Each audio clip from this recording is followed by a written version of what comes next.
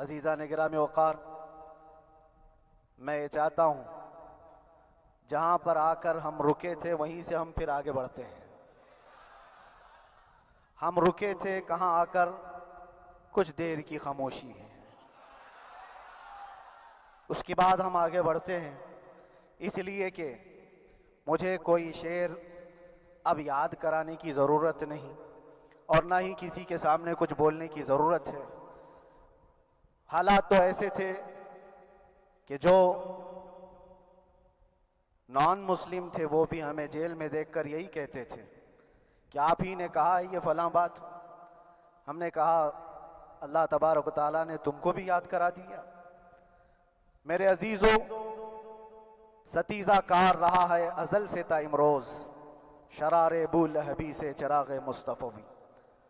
یہ آج کل کے معاملات نہیں، ابتدا سے حق اور باطل کے معرکے ہوتے رہے۔ لیکن ایک بات میں آپ سب کو بتانا چاہتا ہوں، مظفر کو مقید نہ سمجھ اے سیاد۔ سیدنا مظفر حسین کچھوچوی رحمت اللہ تعالیٰ علیہ جیل گئے تھے، قید میں تھے، تب انہوں نے یہ شعر کہا تھا کہ مظفر کو مقید نہ سمجھ اے سیاد، میری یہ اسیری بھی سنت آبائی ہے۔ میرے آبا و اجداد کی سنت ہے جس پر میں عمل کر کے آ رہا ہوں، میرے بزرگوں کی یہ سنت تھی۔ بہرحال جن کو جس راستے سے مجھے گزارنا تھا، لوگوں کے دلوں میں یہ ٹھنڈک تھی شاید کہ زبان بند کر کے چند دنوں کے لیے قید کر دیا جائے، مگر میرا عقیدہ یہ تھا کہ اللہ تبارک و تعالی جب تک چاہے کہ کوئی اس کے لیے پابندی نہیں لگا سکتا۔ وَإِن يَمْسَسْكَ اللَّهُ بِضُرٍّ فَلَا كَاشِفَ لَهُ إِلَّا هُوَ۔ رب تعالیٰ فرماتا ہے اگر اللہ تعالیٰ تمہیں کوئی مصیبت دے تو اس کے علاوہ کوئی ٹال نہیں سکتا۔ وَإِن يَمْسَسْكَ اللَّهُ بِخَيْرٍ فَلَا رَادَّ لِفَضْلِهِ، اور اللہ کسی کو بھلائی دے دے تو پھر اس کو روک بھی کوئی نہیں سکتا۔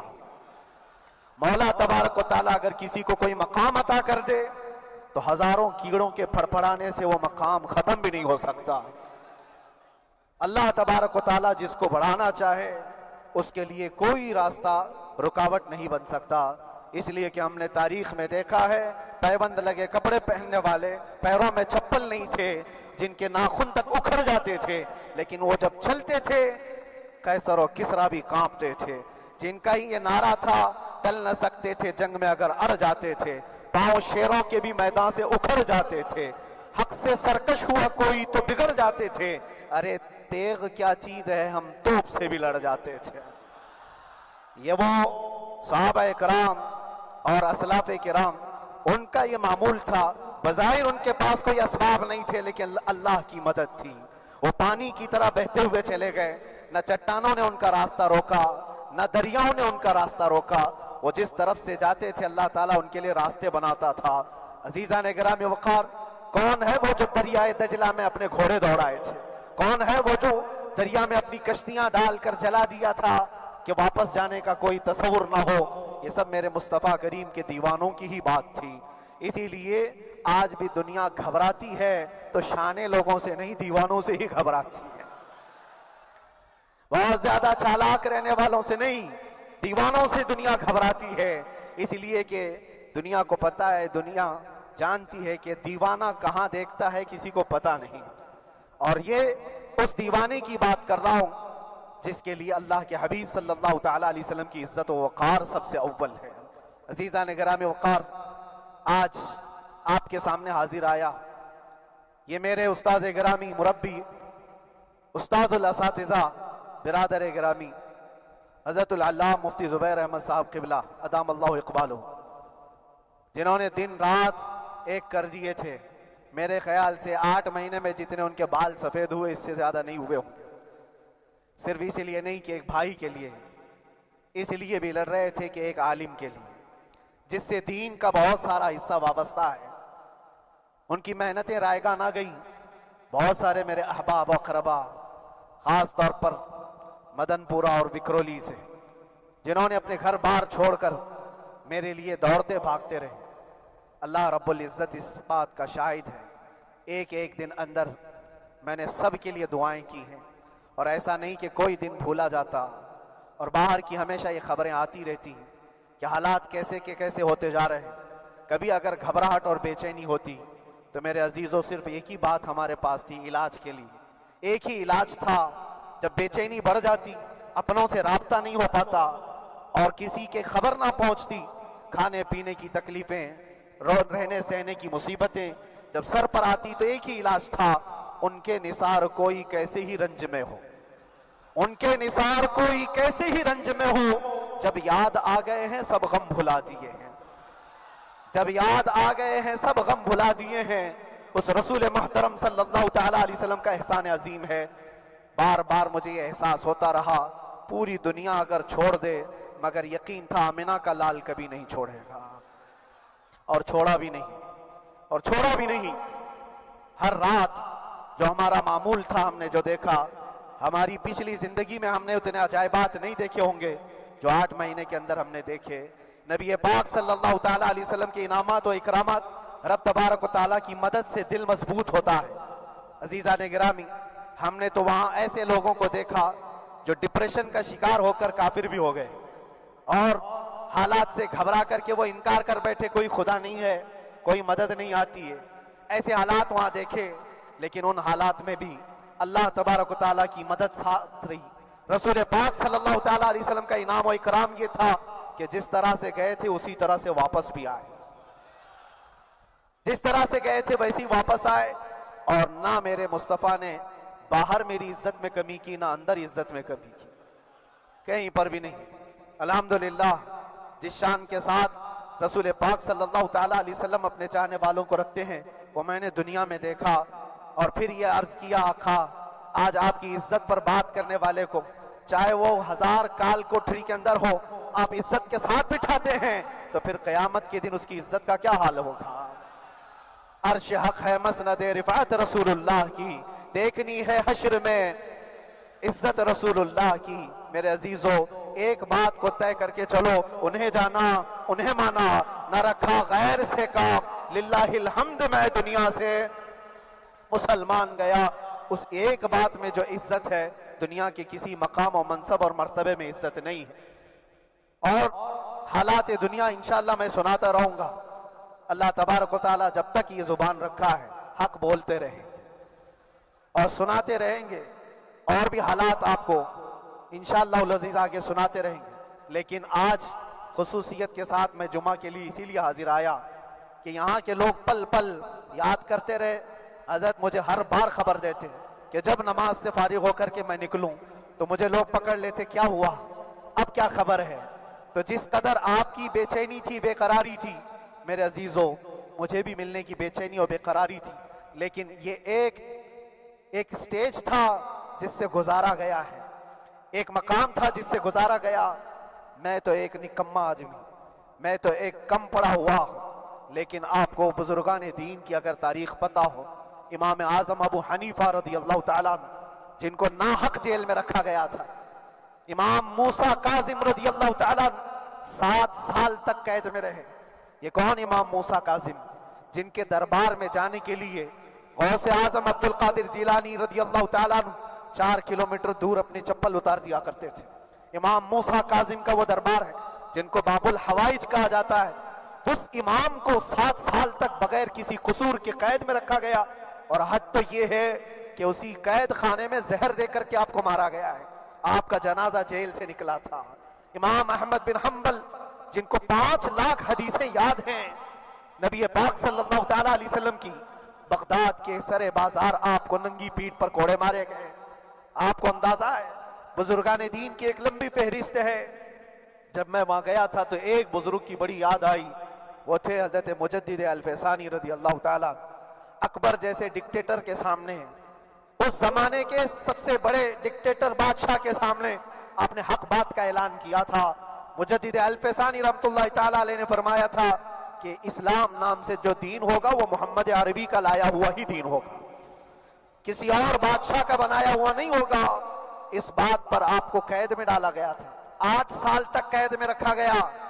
8 سال میں بادشاہ مر بھی گیا، بیٹا بادشاہ بنا، لیکن کسی نے آ کر جہانگیر کے سامنے یہ بات رکھی کہ کہ آپ کے باپ نے جس مولانا کو قید میں ڈالا تھا گوالیار کی جیل میں، 8 سال میں جیل کا نقشہ بدلا ہوا ہے۔ تو بادشاہ نے پوچھا ہوا کیا ہے؟ کہا کہ اس مولانا نے 8 سال میں تقریباً 700 قیدیوں کو عالم بنا دیا ہے۔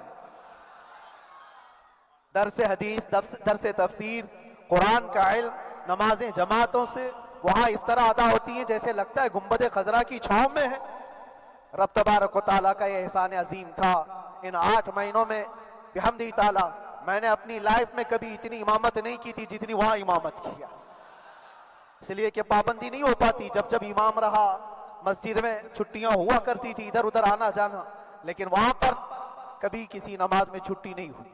اور امامت اللہ تبارک و تعالیٰ کو جہاں لینا ہے وہاں لیتا رہے۔ اور مجھے اس بات کا تھوڑا قلق تھا، 24 سال سے میں تراویح سنا رہا تھا، 24 تراویح ہو چکی تھی، رمضان المبارک کا 24 گزر چکے تھے، 25واں سال تھا، ظالموں نے مجھے رمضان سے پہلے اندر کر دیا۔ بار بار یہ خواہش ہوتی تھی کہ میری تراویح چھوٹنے نہ پائے، 25ویں تراویح ہے، 25ویں محراب ہے، لیکن رب تبارک و تعالیٰ کا احسان، اندر موجود سارے مسلمانوں نے یہ مطالبہ کیا کہ ہم یہاں جماعت سے تراویح قائم کریں گے۔ اور اب تک لوگ الم تری کیف والی تراویح کبھی کبھار پڑھ لیا کرتے ہیں، لیکن سارے لوگوں نے مل کر کے یہ اتفاقاً کہا کہ ہم پورا قرآن آپ سے سننا چاہتے ہیں۔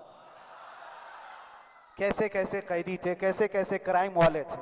میں نے کہا آج میں ایک دن پڑھاتا ہوں، ایک پارہ پڑھوں گا، آپ کو اگر لگے تو بتا دینا، بھاری پڑ جائے، کیونکہ لوگ سارے کرمنل ہیں اور کئی طرح کے جرائم کیے ہوئے لوگ ہیں۔ نماز دین سے کہاں زیادہ رشتہ، کہاں ہو سکتا ہے یہ گھبرا کر بھاگ جائیں۔ ایک دن پڑھاؤں گا، اگر آپ کو لگے تو بول دینا، نہیں تو کل سے الحمدللہ۔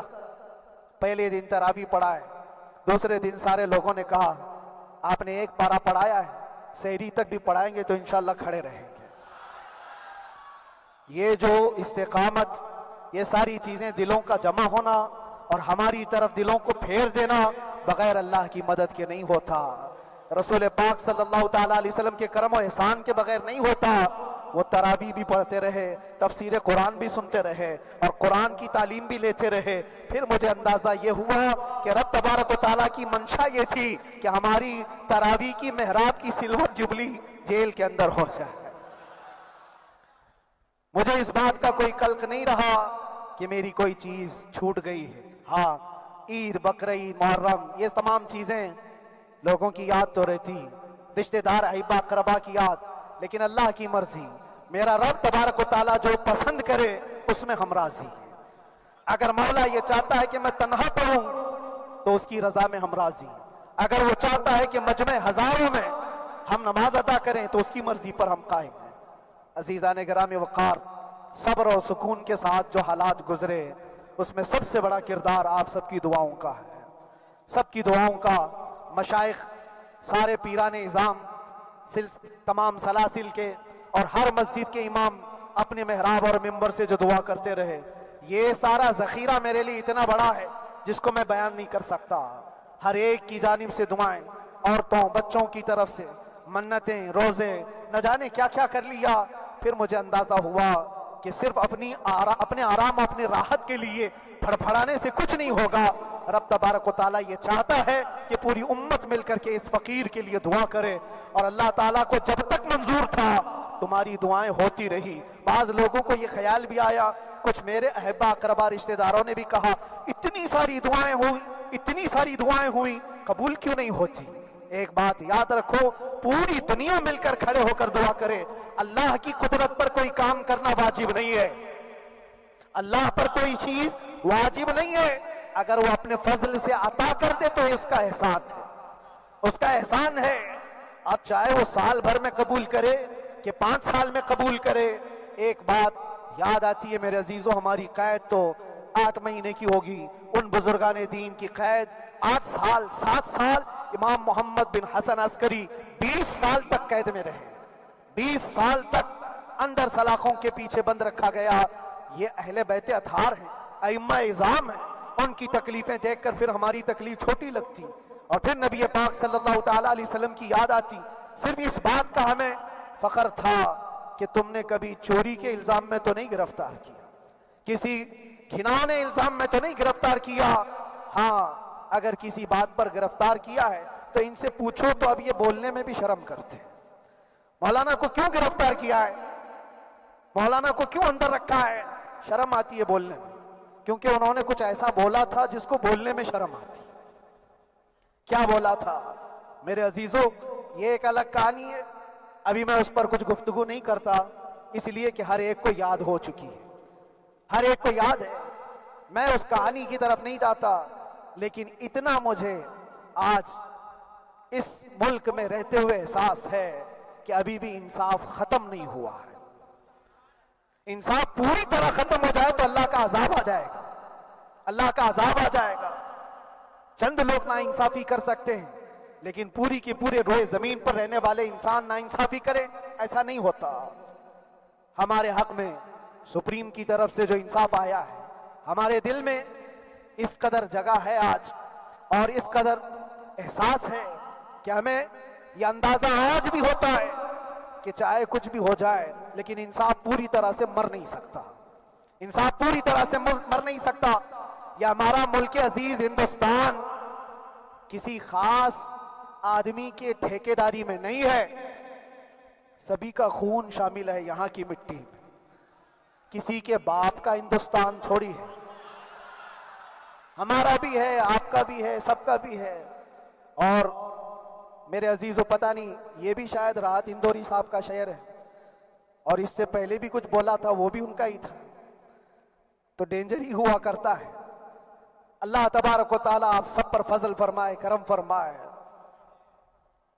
جو چیز خاص طور پر بولنی ہے وہ یہ ہے، ان حالات سے آج جو گھبرائے ہوئے ہیں یہ وہ لوگ ہیں جو عیش پرست ہیں۔ میں کسی کو خاص ٹارگٹ کر کے نہیں کہنا چاہتا، لیکن بہت سارے وہ لوگ جو اثر و رسوخ رکھتے ہیں لیکن وہ آگے آنا نہیں چاہتے۔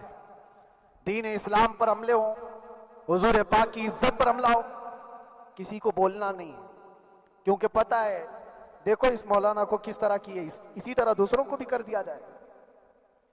جو کمفرٹ زون میں بیٹھنے کے عادی ہو گئے وہ اپنا ایریا چھوڑ کر ہٹنا نہیں چاہتے۔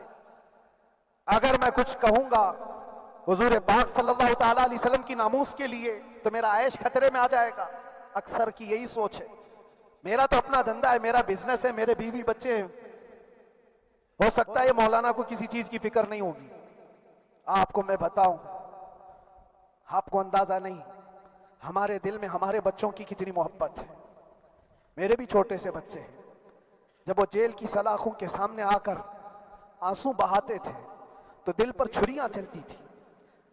وہ بچے جو ہمیشہ ہمارے سینے پر سوتے رہے، آج میں ان کو چھو بھی نہیں سکتا۔ جب وہ سلاخوں کے پیچھے کھڑے ہو کر دور سے رو کر کے چلے جاتے 15 منٹ، تو کیا ہمارے دل میں بچوں کی محبت نہیں؟ کیا ہمارے گھر بار نہیں، ہماری بہنیں، ہمارے بھائی، ہماری ماں نہیں؟ کتنے تو دن ایسے ہوئے کہ میری ماں کو دورے پڑتے رہے یاد کے لیے، تو کیا وہ ہمارے اوپر کیفیت نہیں آتی کہ ہم خامخواہ یہ مصیبت کیوں مول لی؟ میری بیٹی تو جھگڑا کرتی اس بات کو کہ کیوں آپ اکیلے ہو، بہت سارے لوگ ہیں سب کا خیال کرتے ہوئے، لیکن میرے عزیزو یہ ان کی اپنی محبت ہے، سارا ایک پریوار اور اس سے زیادہ میرے شاگردوں کی ایک دنیا ہے۔ کتنے ایسے ہیں، میں جانتا ہوں کہ 8 مہینے تک نرم غذا نہیں کھائی میرے ان بچوں نے، میں جانتا ہوں ان کا صرف یہ خیال تھا کہ اندر پتہ نہیں جیل میں آپ کیا کھا رہے ہوں گے، ہم یہاں نرم غذا نہیں کھائیں گے، گوشت مچھلی نہیں کھائی، حالانکہ یہ کوئی چیز تمہارے اوپر واجب نہیں تھی۔ یہ حالات میں اس لیے بتا رہا ہوں میرے عزیز، کسی کے وہم و گمان میں اگر یہ ہے تو نکال دے کہ میرے آس پاس کچھ نہیں ہے، میں کسی کو چاہتا نہیں یا میرے ساتھ محبتیں نہیں ہیں۔ کثرت سے محبت کرنے والے لوگ ہیں میرے پاس، میرے ان بھائیوں کی اور میرے بہنوں کی، میرے گھر والوں کی محبت تو ایسی ہے کہ ان کے گھروں کے بچوں کے معاملات بھی بغیر مجھ سے پوچھے نہیں ہوتے۔ اگر 8 مہینے اندر رہا تو کسی کا رشتہ نہیں تو بات چیت بھی نہیں ہے، رشتہ نہیں ہوگا جب تک یہ نہ آئے، سارے کام ڈیپینڈ رہتے تھے۔ مجھے بھی ان تمام چیزوں کا احساس ہے، لیکن یہ سب چیزیں ایک طرف میرے مصطفیٰ کی عزت اپنی طرف.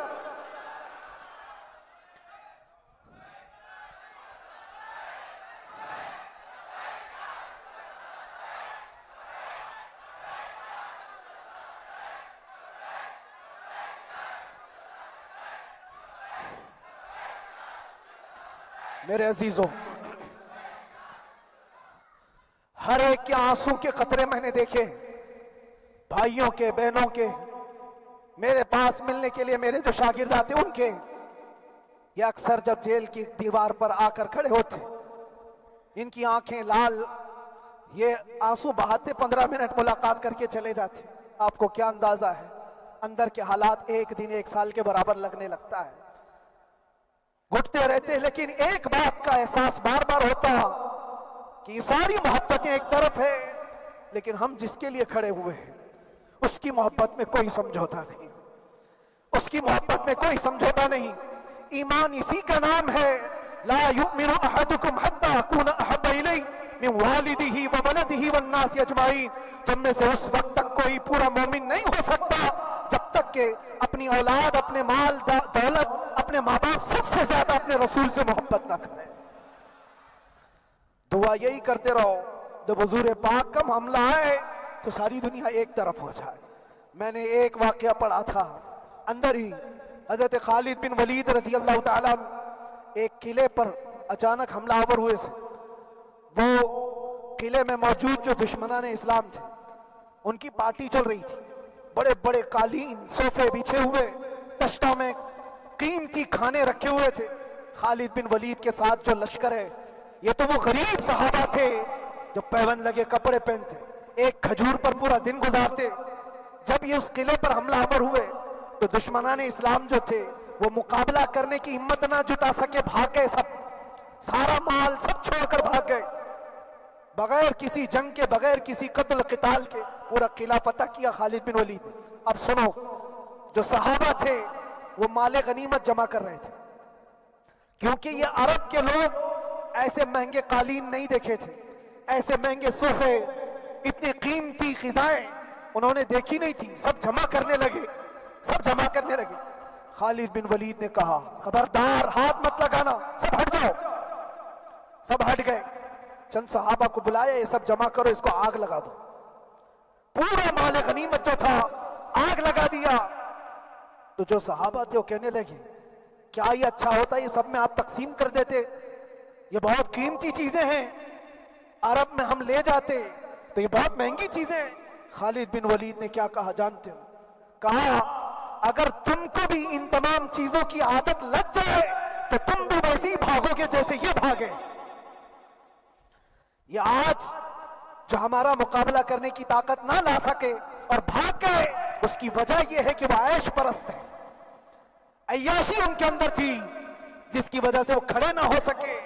اور جب یہ عیاشی آئے گی تم کھڑے نہیں ہو سکو گے، کھڑے نہیں ہو سکو گے. آج میں یہی بات دہرانا چاہتا ہوں، جو بڑے بڑے چہرے لے کر بیٹھے ہوئے ہوں وہ سیاسی اثر و رسوخ رکھنے والے بھی کمفرٹ زون میں رہنا چاہتے ہیں. میں چند لوگوں کو چھوڑ کر کہہ رہا ہوں، اکثر کا حال یہ وہ سوچتے ہیں کہ ہمارے اس دائرے سے نکلیں گے تو ہمارا عیش خطرے میں آ جائے گا، گھر بار خطرے میں آ جائے گا. یہ دنیا کی محبت انسان کو بزدل بناتی ہے، بزدل بناتی ہے. اس لیے میرے عزیزو، آپ جب کبھی یہ بات آئے، ایک طرف میرا پورا خاندان، ایک طرف میرے عیش کی زندگی اور ایک طرف رسول پاک کی عزت کا معاملہ، تو آپ مجھے بتاؤ آپ کس بات کا فیصلہ لیں گے؟ اسی بات کا فیصلہ لینا ہوگا نبی پاک صلی اللہ تعالیٰ علیہ وسلم کی عزت کی خاطر.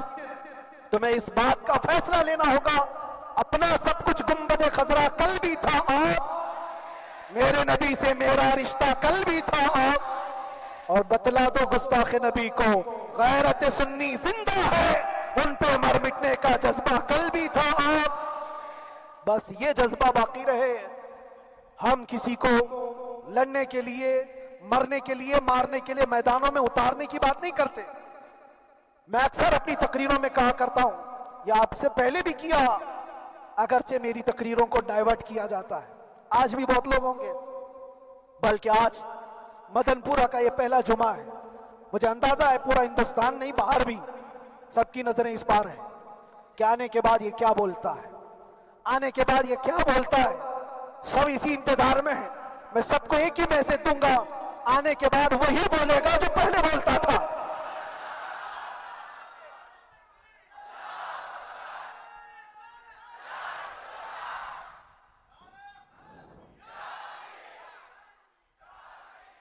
اگر کچھ غلط ہوتا تو ہمارے اس ملک عزیز ہندوستان کی سب سے اعلیٰ عدالت یہ نہیں کہتی کہ ان کے اسپیچ میں کوئی ہیٹ مسئلہ نہیں ہے. وہ ہمیں اندازہ ہے میرے عزیزوں. ہاں جہاں غلطی ہوگی ہم بھرے اعلان کے ساتھ کہیں گے کہ ہم سے یہ غلطی ہو گئی، ہم سے یہ خطا ہو گئی، زبان پھسل گئی. لیکن جو چیز نہیں ہے تو اگر تم زبردستی اس کو کہو گے تو یہ ہم نہیں مانتے. ہاں بس اتنی دعا میرے حق میں کریں کہ جتنی بھی زندگی باقی ہے اللہ تبارک و تعالی حضور پاک کی محبت اور ان کی عظمت کی حفاظت کے لیے جیتے مرنے کی توفیق عطا فرمائے.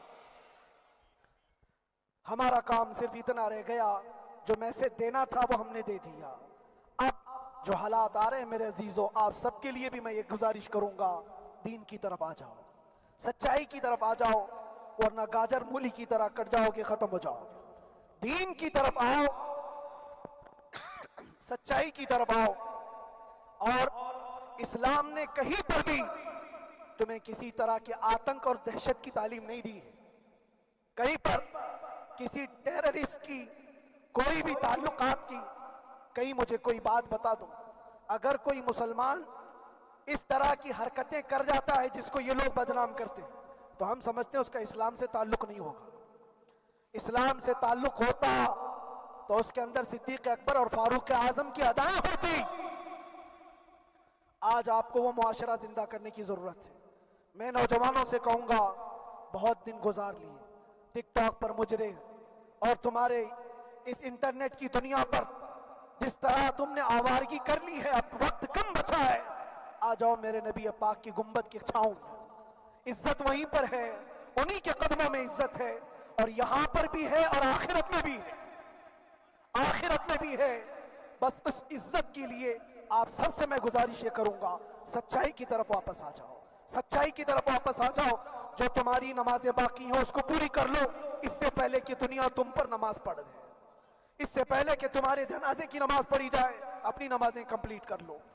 اور علماء ذوی الاحترام کا ادب و احترام اپنے اندر رکھو.